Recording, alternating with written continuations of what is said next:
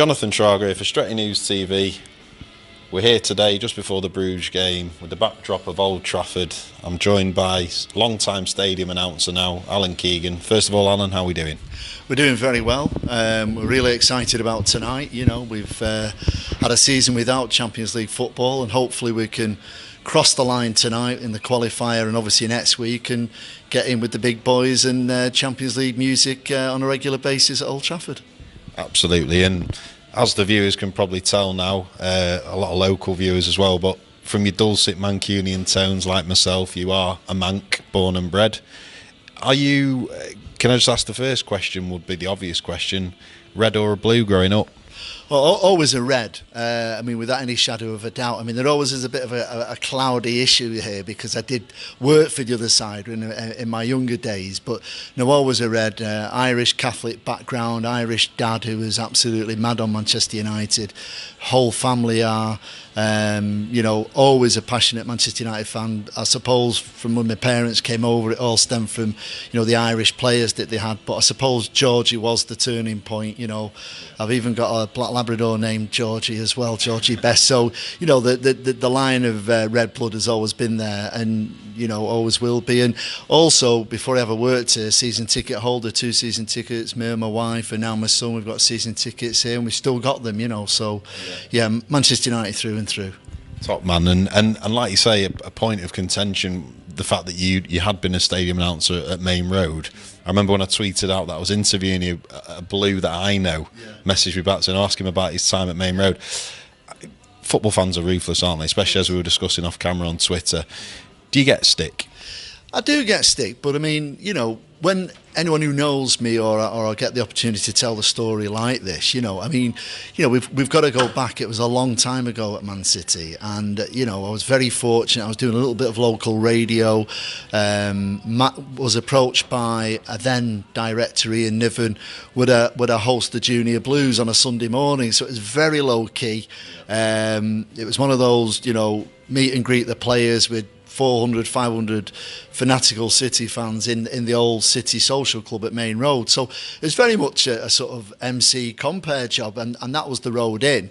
And the funny thing with Ian Niven, and bless him, you know, my payment was a pair of season tickets for Man City, you know, which was absolutely terrible. But and one of the reasons why I did it was that it guaranteed me my derby ticket, you know, to see the Reds. You know, all right, so be it, you know, in the away end as such, as for me, you know, the away end being the City end. So, yeah, I mean, those were early days. Those were fantastic days. And I have to say, if I didn't go down that route, I'd never have ended up getting the job at Old Trafford. So, you know, it was a great apprenticeship. It was, you know, fond memories, you know, because City were at the lowest of the low. You know, they dropped down. You know, it was one of those, the playoffs, Nicky Weaver, that sort of thing. So, you know, there were good days, there were good times, and it was a good apprenticeship. But, you know, you have to be a professional as well. Yes. You know, as I moved on into a sort of more, if you like, bigger role at the club at City at the time, you know, became the match day announcer, and I just didn't walk into that. I was very much a warm-up sort of announcer, promoting the Junior Blues. So it was one of those routes, and until you know the pathway, you know, it can be a bit muddy, and it was so long ago now, but, you know, good days, but always a red, and they knew that at City, you know, I was always a red, but I'd like to think I was professional. Yeah, and was, obviously, like you say, you incorporated that element of professionalism into it, but was it hard at times to feign that enthusiasm, as you have to be energetic in your role, when deep down that's not where your heart is really? Yeah, and that's a good way of putting it. It is where your heart is. You know, I mean, you know, there's certain times with United where I think it'd be, you know, truthful to say, I've been a bit giddy. You know, the excitement's got the better of me, you know, in certain situations where we've celebrated, whether it's a goal or, you know, whether it was coming back to Albert Square with the trophy and the coach, and on the stage, you know, you get these giddy moments, and I'm like anybody, I'm a Man United fan, and you try and be passionate and professional and keep it sort of on a straight route. With City, it was slightly different because, if I'm honest, they weren't great massive, big, successful days there. It wasn't like where they'd won a title or there was that platform. You know, they were struggling. So really, it was just a job. You were going along. I was doing a job, and you know, there weren't many highlights. You weren't celebrating winning titles, FA Cups, League Cups. It was very much, you know, it was a period of where they were relegated. So you know, there was no real excitement. If I'm being honest, you know, I was professional and. You know, lots of good people worked there and lots of good memories from it, but not to the extent of the club that I love, that, you know, if you cut me open, I'm red through and through, you know.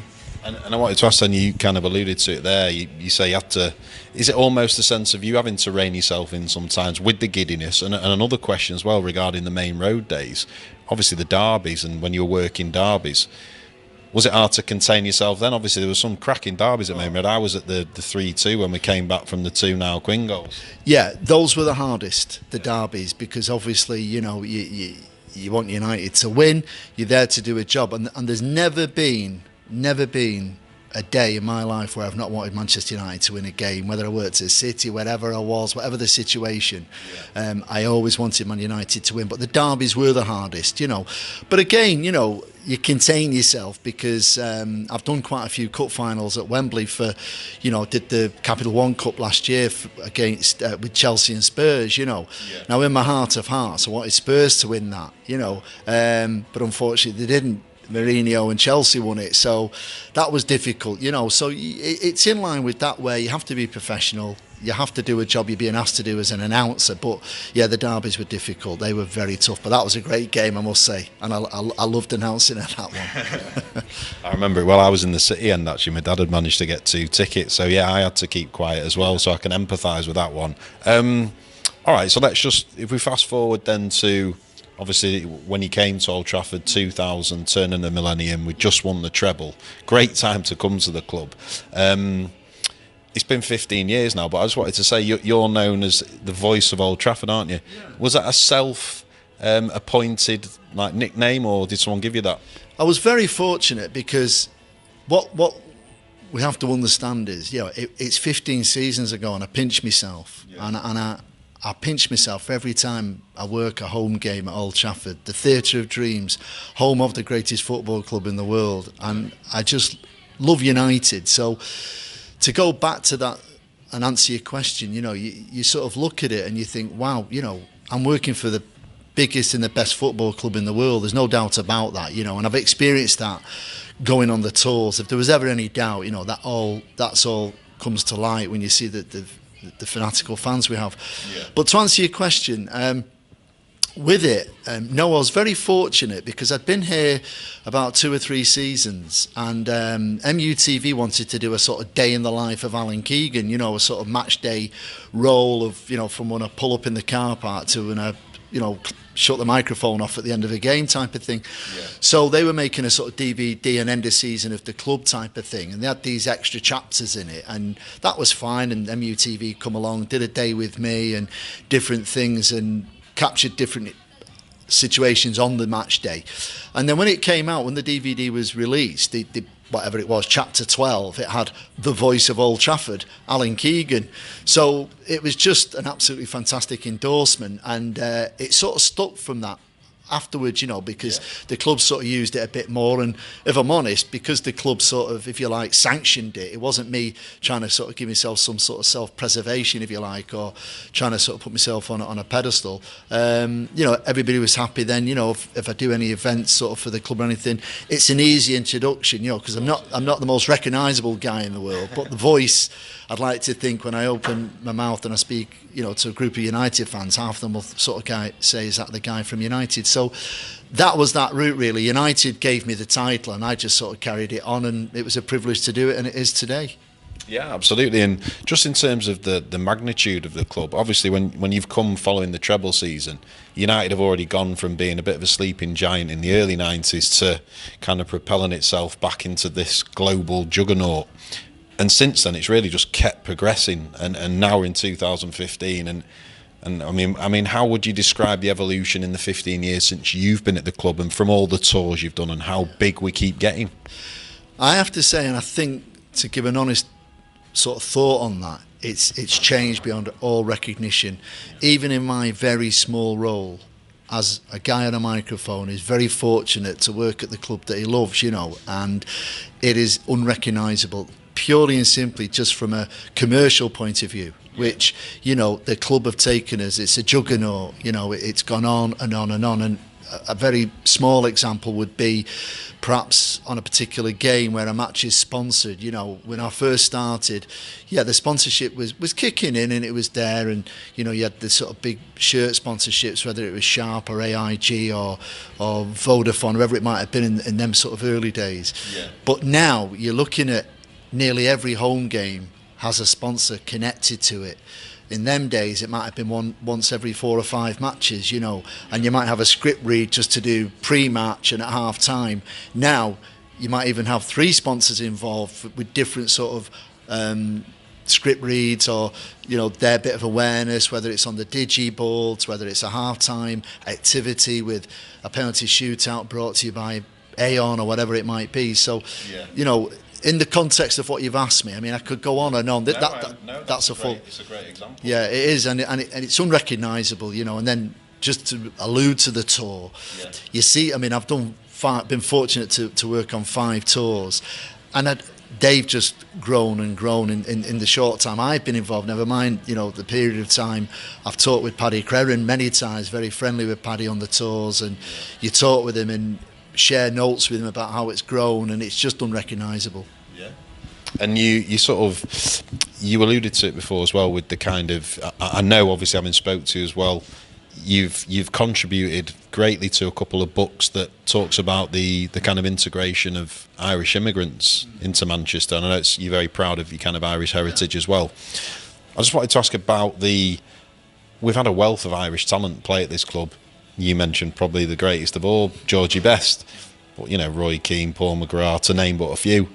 Who, it's probably a rhetorical question this, I'm pretty sure it's Bestie, but who resonates the most in Ireland? Maybe Bestie and another, because, you know, in terms of, because the Irish follow United massively, don't they? Yeah, I think obviously Bestie would be the one. He was the platform, and he was the one that sort of, if you like, you know, you can look at the early days with the Irish players, that Sir Matt and beyond that, before that I should say. But if we're looking at sort of periods of time, you know, we all associate a period of time in our life, whether it's a piece of music, a football game, a particular, you know, season. And I think, you know, when we look at certain players, I think Roy Keane would certainly be the next one. I mean, I only got to meet George a few times, and never on a sort of close basis. It was just very much business. But he was friendly. He was a lovely bloke. It was at the latter end of his career, the latter end of his life, when I met him. But Roy, you know, I had the pleasure of working with Roy when I was here doing some events with him, and I have to say, yes, being from an Irish background, you know, Roy for me was the greatest Manchester United player ever, you know, because he just wore his heart on his sleeve. You know, he was a leader, and you know, yes, Roy was a rebel, but we all love rebels, don't we? And you know, you want that passion, that commitment. You know, I'll never ever forget. It was one of those Kennedy moments when the tunnel with Vieira. You know, I saw my wife was upstairs and I shouted, "You've got to come down," because she's a big United fan. You've got to see what's just happened in the tunnel. So I think, you know, Roy Keane would be that next one for all Irish. Obviously, George Best was Northern Ireland, Roy's Republic, County Cork. You know, but there's been great players, and when you look at that connection, I have to say I was very privileged and honoured to be involved in Harry Gregg's testimonial, and I met the great man, and you know, we spent a day with him prior to the game, and what an absolute gentleman, you know, tells it as it is. He's been there, you know, the Munich air crash, you know, you come through something like that, you know, you're carrying people out of an aeroplane, you can handle anything.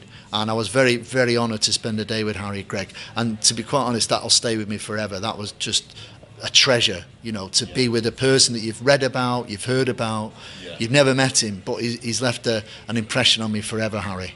Absolutely, because that's obviously heroics away from the pitch, as well as, you know, the heroes that we all idolise on the pitch as well. Just talking about Roy, he's a captivating figure, someone that all, like you say, a rebel, captivates United fans. I imagine he's exactly the same off the field, completely no nonsense when you've had your interactions with him and done your events and stuff as he was on the field? Yeah, well, what I found very early with Roy was that he just wanted you to be straight. He didn't want any sales pitch. He didn't want any sort of the fluffy bits, if you like. You know, when you're doing a corporate event, there's a certain level that you've got to sort of work to and a sort of, you know, criteria, should we say. And I learned that very quickly with Roy, that, you know, it was straight in, and he was absolutely brilliant. I mean, I did quite a few fan things with him at what was Carrington, now the Aon Training Complex. And he was just unbelievable. It was just fans. You know, there was no press, no media, just fans. He was brilliant. And I probably did my second event with him in that situation. And I think he won me over and I won him over. If there's such a thing as me winning Roy Keane over, you know, what does it matter to him? But I think, you know, he trusted me. Yeah. And I think from then onwards, anything I ever did with Roy, it was easy because he knew where I was coming from and there was never any issues with him, you know, and he was dead straight. You'd do a Q&A with Roy and it was, you know, if it was one where, you know, say the audience wrote them down, it'd be no vetting, just take them in the order and ask me whatever they've written. And it was great, you know, and he was good, and he knew, you know, he knew how to answer a question if there needed to be a sort of, if you like, a guide, you know, but brilliant, absolutely brilliant, and I loved him and I still do, you know. And I mean, as we know, that Sir Alex, there's not much we can say about Sir Alex and his influence on the club, but he did leave a couple of years ago now, and lots of people speculated that, not just on the pitch, but maybe away from the pitch as well, that things might change drastically when Sir Alex departed. You've got great insight into the club and the kind of inner mechanics, especially on a match day. Have there been any particular changes away from the field? Obviously, David Moyes came in, now it's LVG, or are things sort of continuing as normal? I think there's two ways to look at that, and I suppose, you know, I am very fortunate that from the commercial point of view with the club, as you know, putting that sort of in tandem with my role as the announcer, you know, Sir Alex, he was the boss, he was the leader, and you know, he led by example. So to answer your question, that legacy is still there, you know, because the template, you know, that Sir Alex put in place is still there, you know. Obviously there's going to be certain things that change, you know. Everybody, you know, has a different way that they want to do something, whether it was David Moyes or Louis, you know. They have their sort of idea, you know. Louis has his philosophy, you know.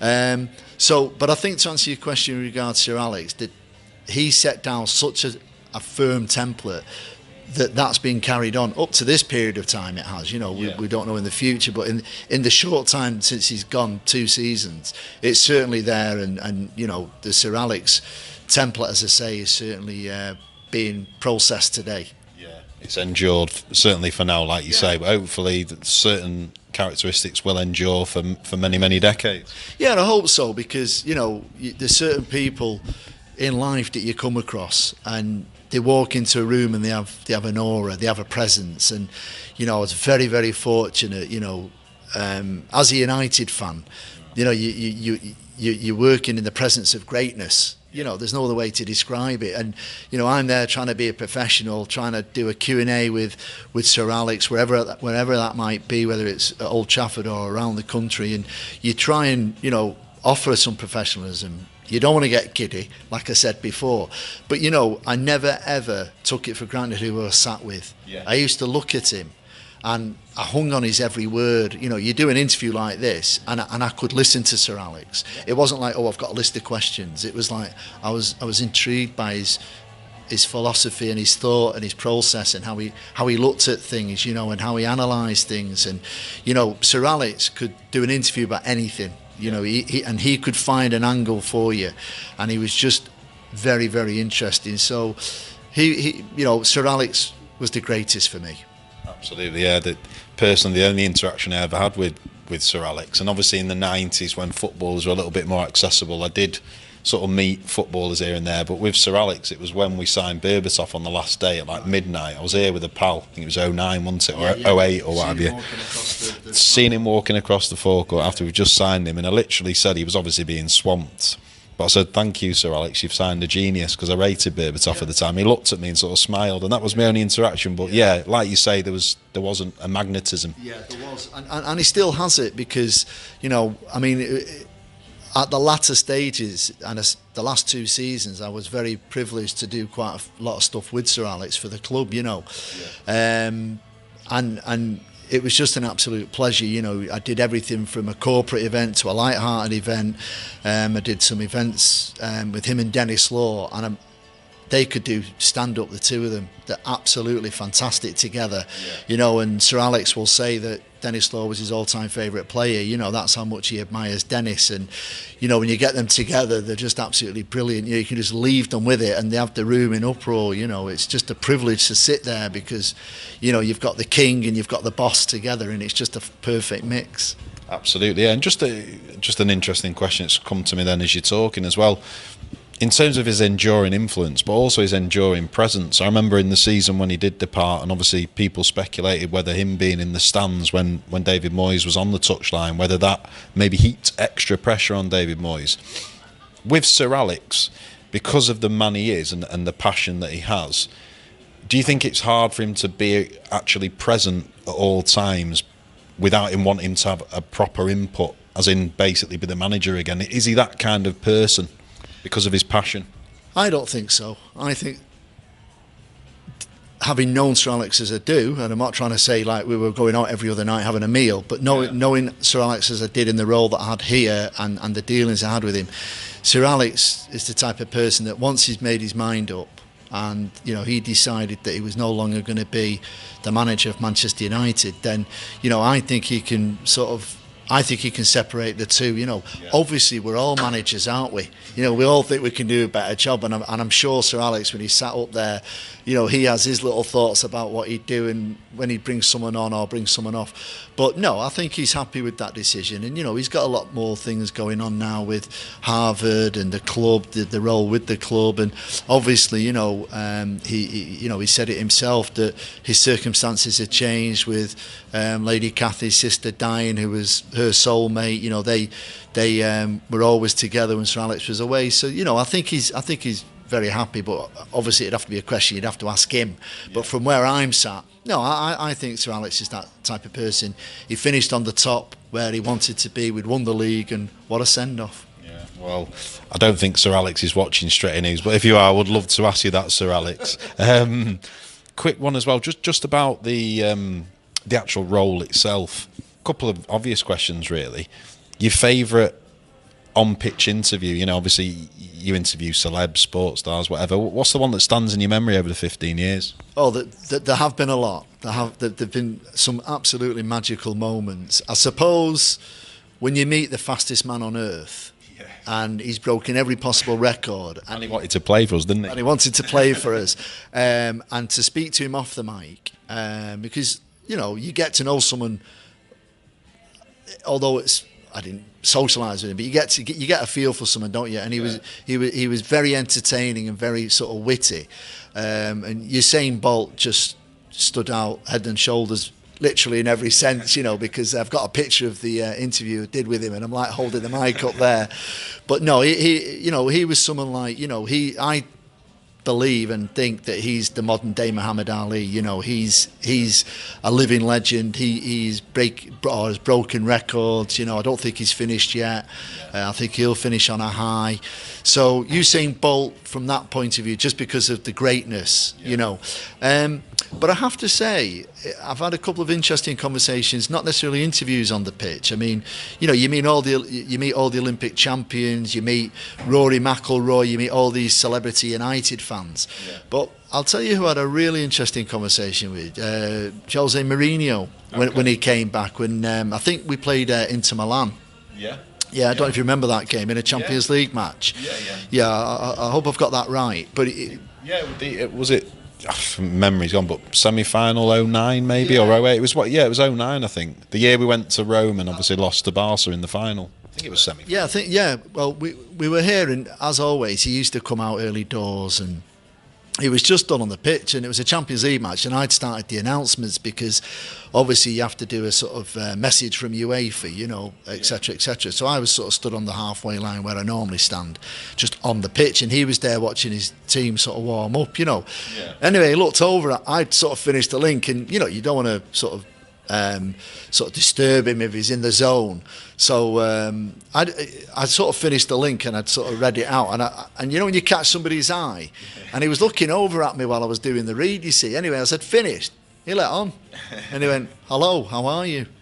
So at that, I just took the opportunity. I just walked over. He was about 6 feet away. I just went over and said, hello, Jose, you're very welcome to Old Trafford, how are you? You know, and he said, I'm fantastic, thank you. And he said, you know, I don't know if he was laying the seeds then, but he went, what a fantastic stadium. He was making the conversation, you know. I'm thinking, you know, I don't want to sort of disturb you. And he said, what a fantastic stadium. And I said, it's the best stadium in the world, isn't it? But I said, you know, the atmosphere is going to be fantastic later, you know. And he said, you can't beat English football for the atmosphere. He said, English football's number one.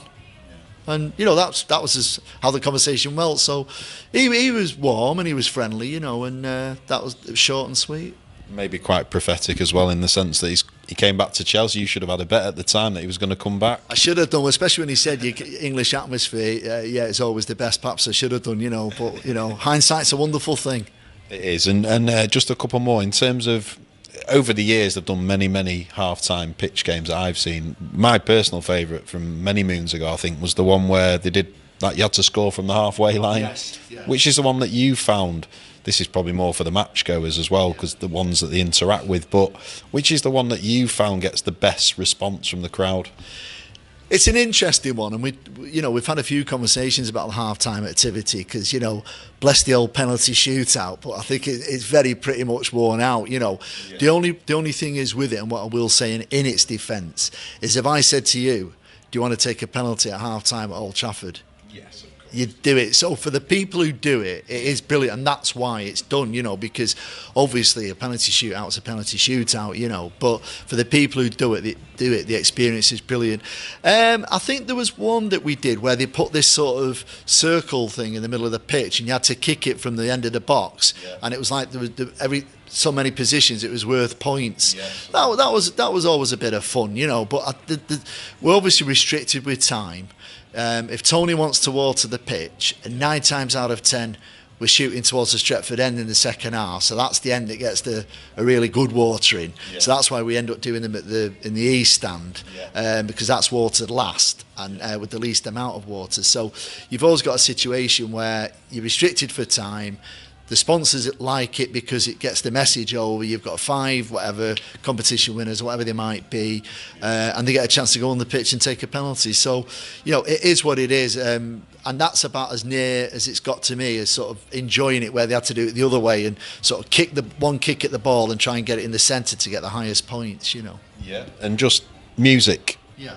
Obviously, it's sort of an integral part of your role, really, in terms of it's kind of inextricably linked to what you do. You announce, you know, the songs come on in between your kind of segments.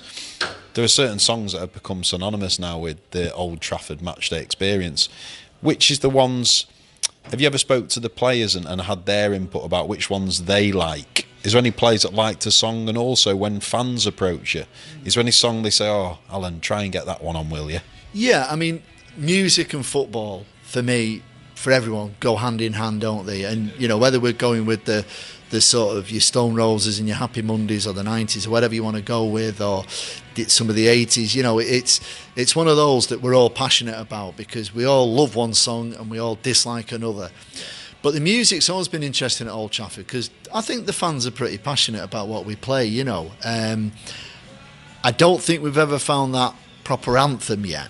I think that's the only thing, and by that I mean, you know, City have got Blue Moon, Chelsea have got a few, and I actually like the way they do their pre-build-up.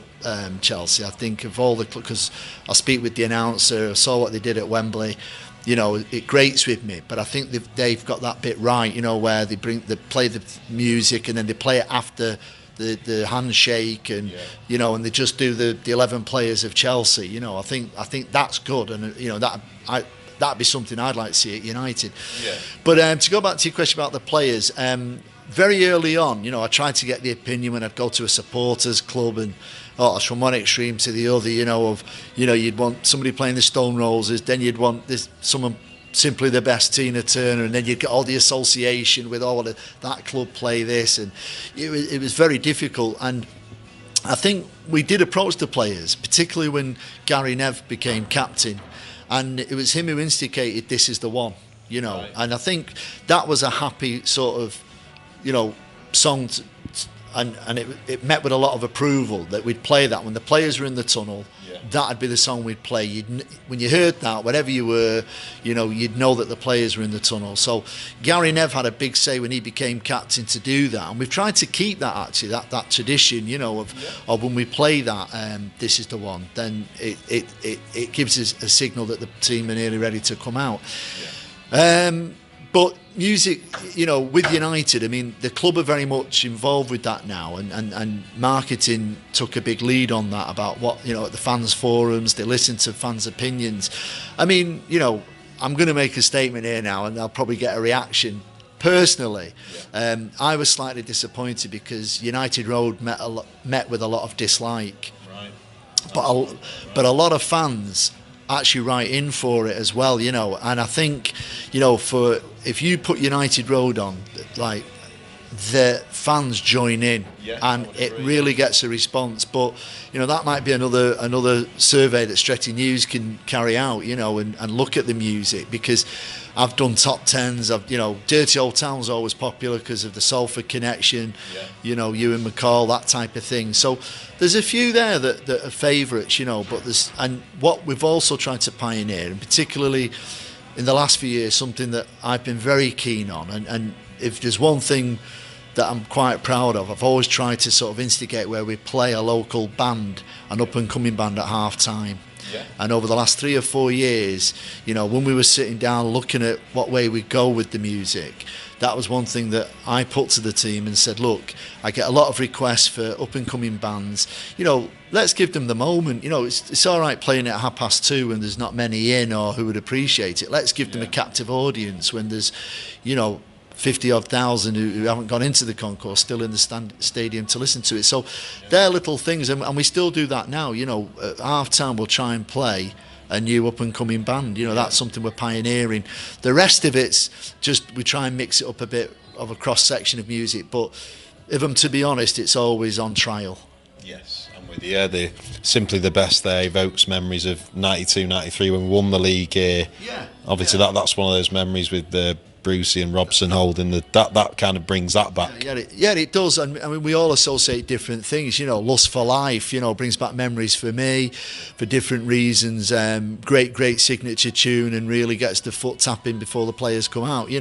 This is the one, and other great tracks. And also always look on the bright side of life. I remember around, I think it was about late 80s, 90s, that was quite big. That was a real signature tune, and that was something that the fans engaged with and got involved in. It's difficult because we're all passionate, and we all have a belief, and one man's favourite song is another man's absolute worst record he's ever heard. So I think the balance that we try and get here on a match day is that it's a cross section. You can't please everybody. We try and play obviously a Manchester selection of songs or associated with the North. That is priority, and I think you'll see that on any playlist, along with the classics, and then obviously the up and coming bands, we try and incorporate that, and then the half-time song is always or nearly always a new band. And I wanted to ask as well, obviously Sir Alex and David Moyes won't have had any issue understanding you.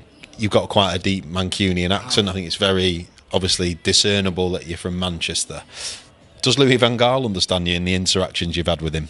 Yeah, I mean, yeah. Or do you tone it down when you speak? I think if I'm fair, I tone it down. But I was very, very honoured and very privileged to do a really big event with Louis. I'll tell you when it was. I'd not really, apart from doing the Christmas light switch on here in the car park at Old Trafford, I hadn't really had much interaction with Louis. Just basic hellos and what have you on a match day when I'd be getting the team information. Yeah.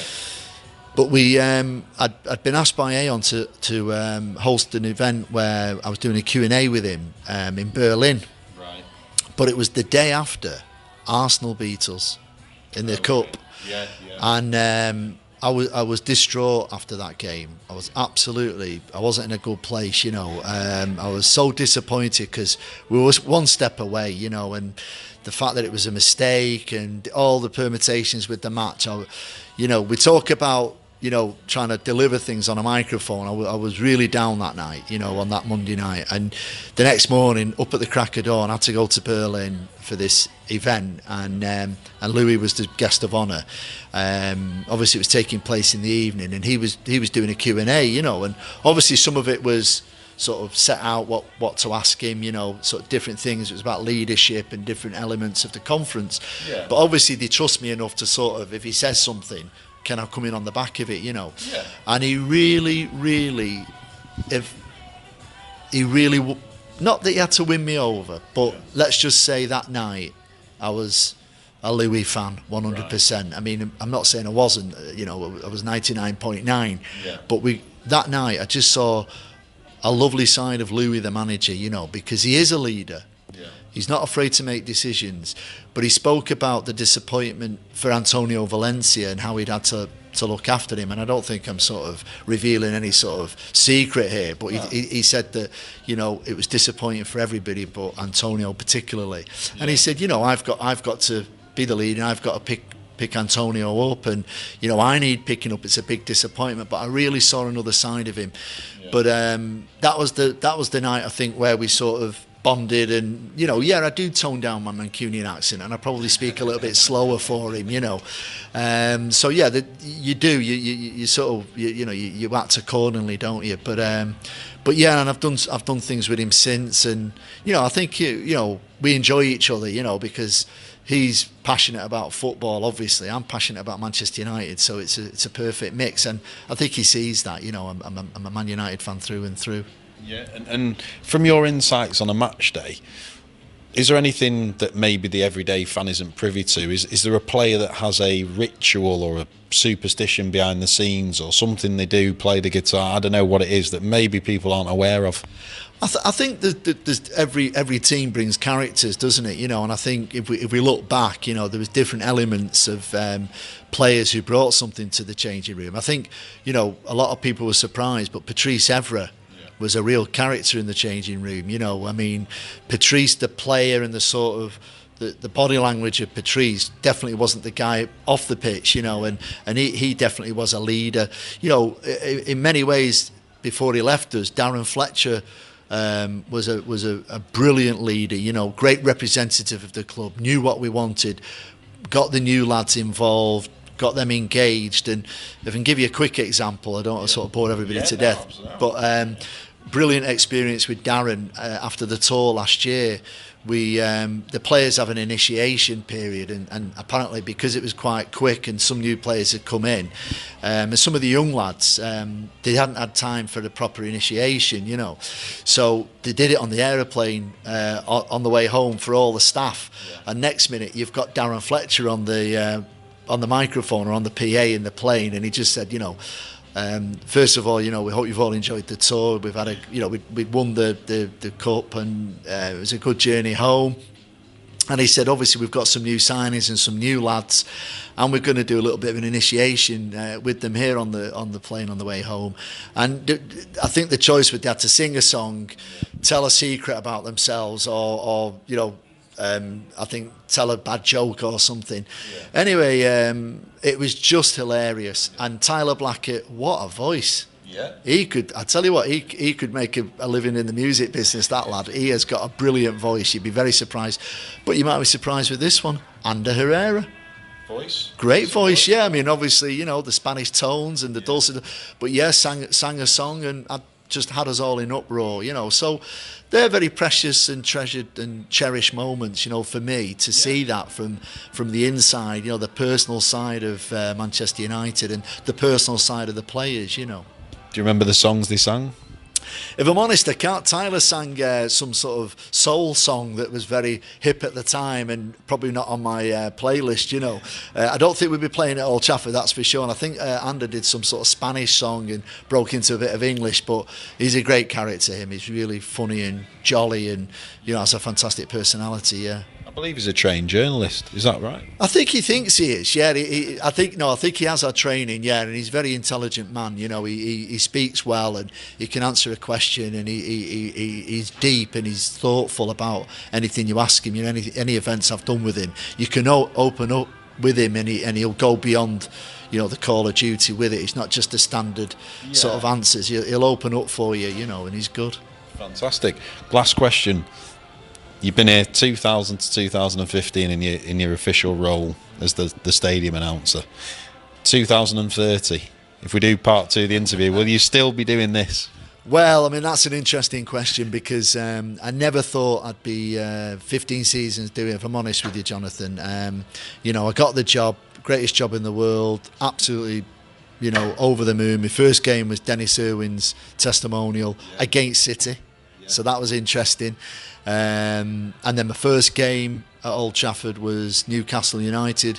First goal I announced was Ronnie Johnson, and my second goal was Andrew Cole. So, you know, great memories. Never thought I'd be here this long, because, you know, it's the sort of job which, you know, a lot of changes happen in a club like Manchester United. A lot of staff come and go. But I'd like to think that, you know, I've tried to be professional. I've tried to do my best. You know, yes, there's been the odd glitch. But as a United fan, first and foremost, you know, I've always given my best shot, and I've tried to represent the club and the fan in the best way possible. Absolutely. The last thing, actually, someone sent it me on Twitter. Ask Alan this. You know, when the European stadium announcers, they'll say "under" and then the crowd. There we go. Has that ever been suggested, or do you want to retain the kind of bit more of the traditional English way of doing it? I think in the early days, and when we're looking at 15 seasons, I think I'm talking the 3rd and 4th one that I was here, we tried it. And it never really worked, in my opinion. And I think the club felt that, you know, Bayern do such a fantastic job there when they do it. I mean, I know Michael pretty well, the announcer, and they've just got it off to a T. And obviously, lots of other European countries do it. I don't think it's the English way. I really don't. But, you know, again, through Stretty News or any other forums, I'm sure it'd be something the club would be up for, and we'd give it a try. You know, I think they're always open to ideas to create, you know, what will be a fantastic atmosphere in a Champions League match, but to add to the experience, you know. We did try it, Jonathan, but it never really took off. You know, it was a little bit sort of low key, and I think it would need perhaps the fans forums to lead that and say, yes, that's something we're going to support, that's something we're going to back. You know, we're behind it, we're going to be in on time. You know, we're going to, because it's all about, you know, not just rushing in at 1 minute to 7:45. You know, it's being there from 7:30, building it up and making sure that, you know, the atmosphere is right there from the very beginning, right up to the kickoff. You know. Absolutely, Alan. Best of luck tonight. An absolute pleasure chatting with you. Thanks for the insights, and here's to another 15 years of you doing what you do. Thanks, Jonathan. It's been a real pleasure, and good luck to Stretty News. I wish them all the best. Thanks, Alan. Really appreciate it. Thanks, mate. Thank you. Lovely.